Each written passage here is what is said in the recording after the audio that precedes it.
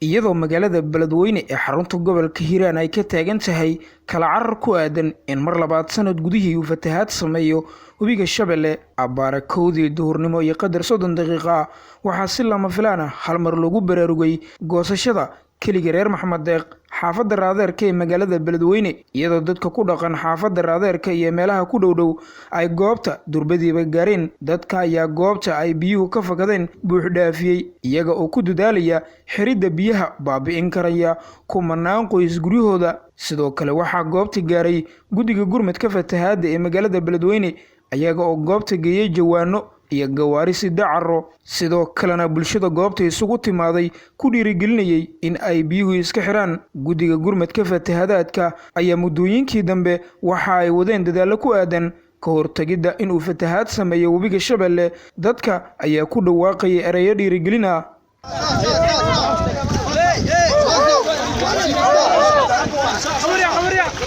rag dumar caruur ayaa goobta gaaray iyadoo ay kuwa qaarna ka imaanayeen xaafado fogfog si ay kaalin kaga qaataan dagaalka lagula jiro biyaha webiga Shabeelle hase ahaatee wali waxaa magaalada Beledweyne ee xarunta gobolka Hiiraan ka taagan cabsi ah in ay fakadaan goobo hor leh iyadoo dadka qaar la arkayay iyaga oo ka barakacaya xaafadahooda sidoo kale waxaa jira dadaal badan oo ay sanadkani muujinayaan shacabka reer Beledweyne oo garab iyo gacan siin ka helaya guddiga gurmadka fatahaadka ee magaalada Beledweyne wax walba ee ku soo kordha wararkiyaga xiga ayaan idinkugu soo gudbin doonaa Ibrahim Maxamed Xasan Ibrahim Jamuni telefishinka caalamiga NSTV